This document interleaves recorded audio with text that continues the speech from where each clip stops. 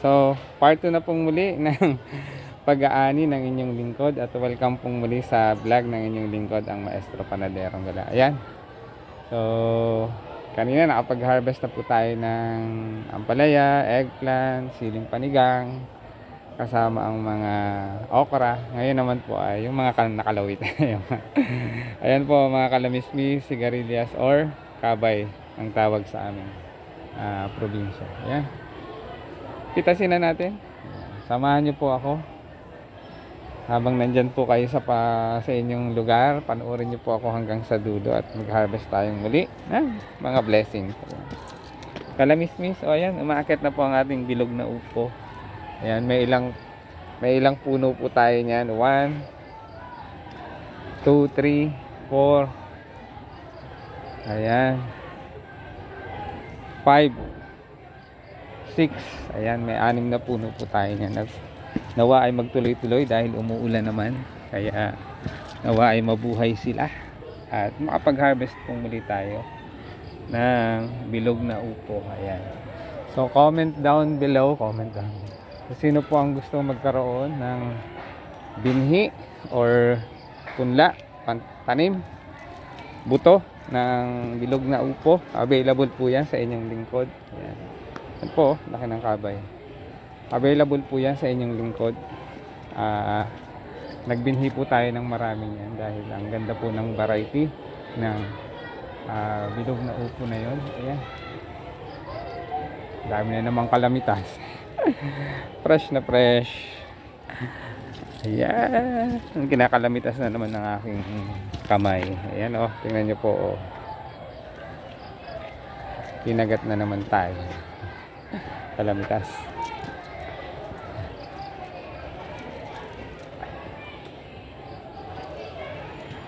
Ay, ayan, sakit. Masakit din po. Ayan, oh, ito po yung bilog na upo. Ayan, tuloy-tuloy lang yan. Sana gumanda at dumami ang bunga. Ayan, talagang kalamitas ito.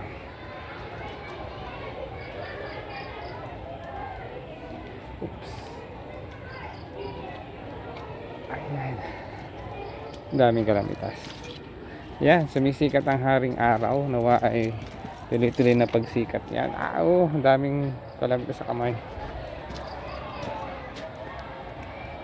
Mag-alcohol na lang tayo mamaya para yan, tanggal ang kate. Oops.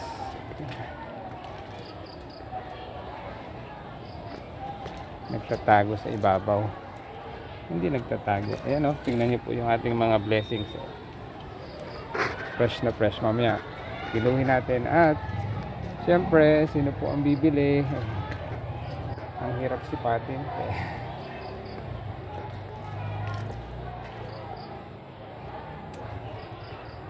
Mag-comment lang po kayo dyan. Mamaya ay sold out na naman yan sa ating mga suki.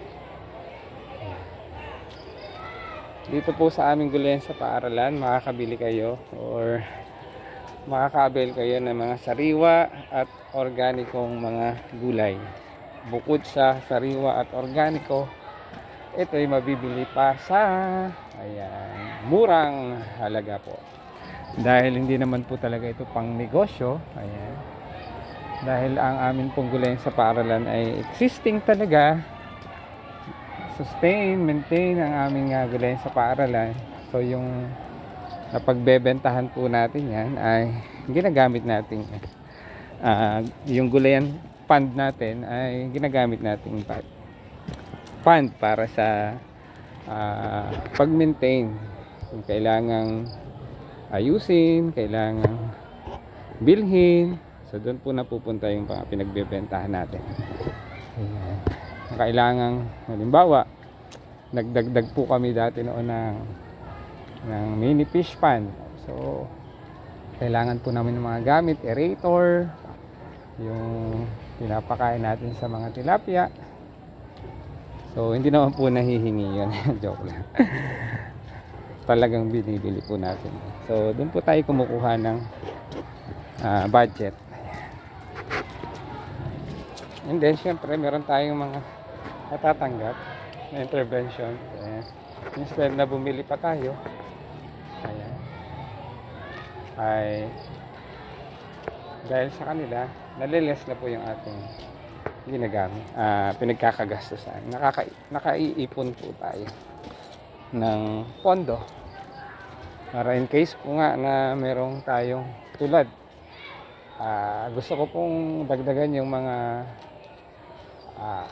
hydroponic stand sa loob ng aming greenhouse. So maari ngayong darating na bakasyon,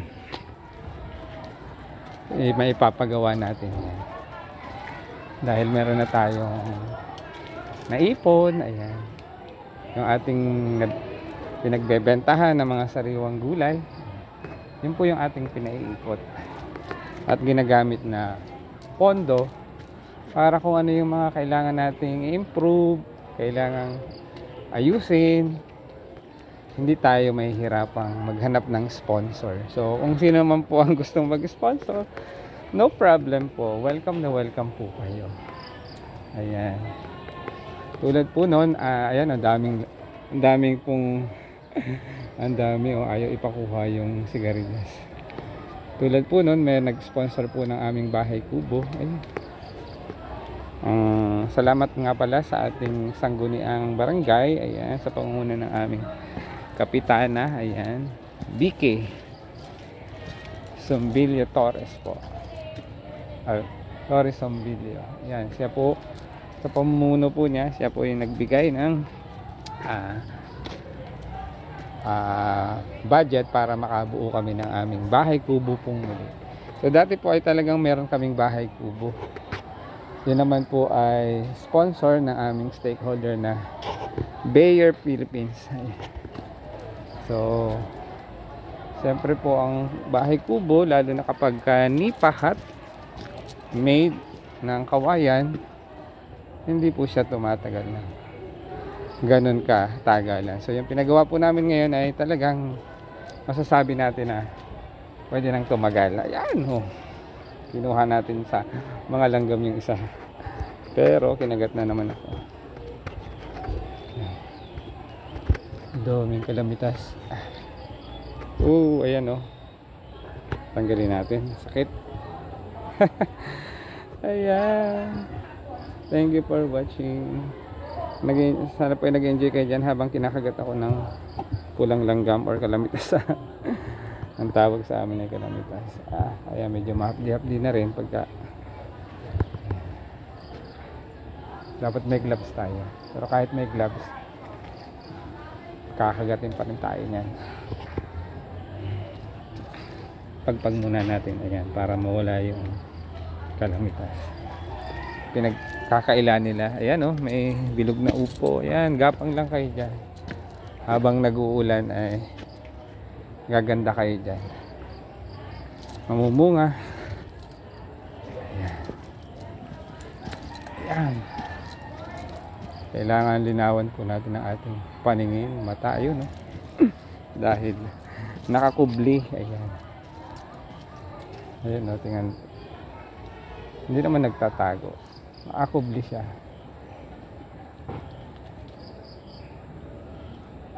Yung sabihin ay na tatakpan minsan ang dahon dahil kulay green, hindi mo mahahalata. Kaya kailangan malinaw ang iyong mga mata. Dilat na dilat. Pati sa leeg kinakagat na tayo ng ayan. Ayan po. Sariwang sariwa na naman po ang ating mga kalamismis or sigarilyas. Ayan. Or kabay ang tawag sa amin. Yung iba natutuyo na. Siguro talagang may edad na. Papalitan na natin yan. Good morning po. Ayan. Dami rin kalamitas dito. Yan. Wag lang susuot sa tenga. Mahirap na 'yon.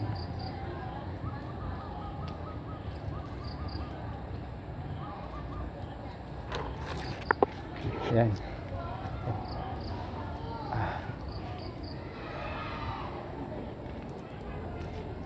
Yung iba ay medyo maliliit na. Kasi po, ayan, so tingnan nyo po ito. Yung ating natuyo na ang dahon ng Madrid cacao. Ayan, magiging organic fertilizer na po yan. So meron na po siyang tanim na mga blue ternate. Then alternate sa pagitan po ng blue ternate, bala ko pa rin pong taniman ng upo yan. Ayan. Para tuloy-tuloy po. Ayan. At nawa ay gumanda ngayong nag-uulan. So,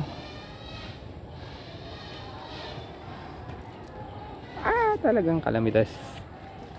Kalamismis. Masakit kong mga gat. Napapatulangan yung likod. Wala.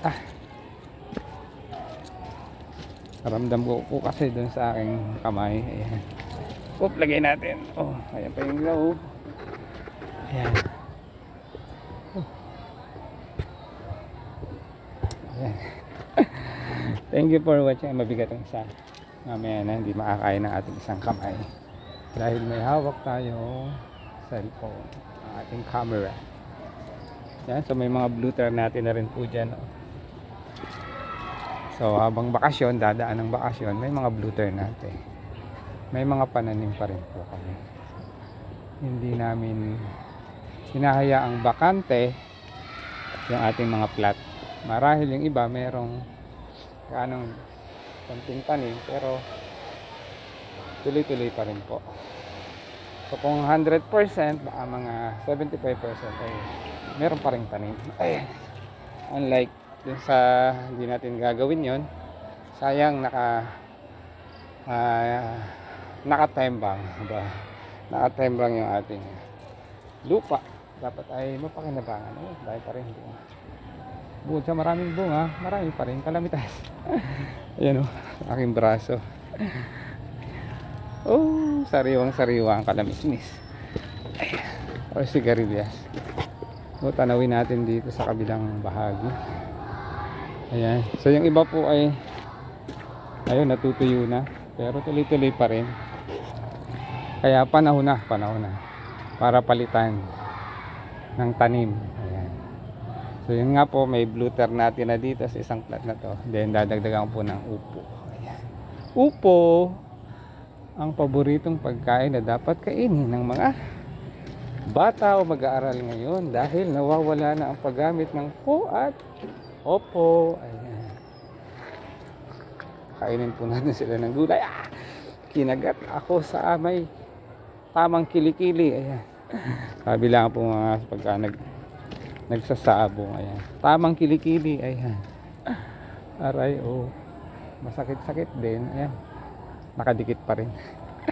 Ayan. So muli, ito po ang inyong lingkod, ang Maestro Panaderong Gala. Sana po ay ayan, kabalikat sa liig kinahagat ng kalamismis.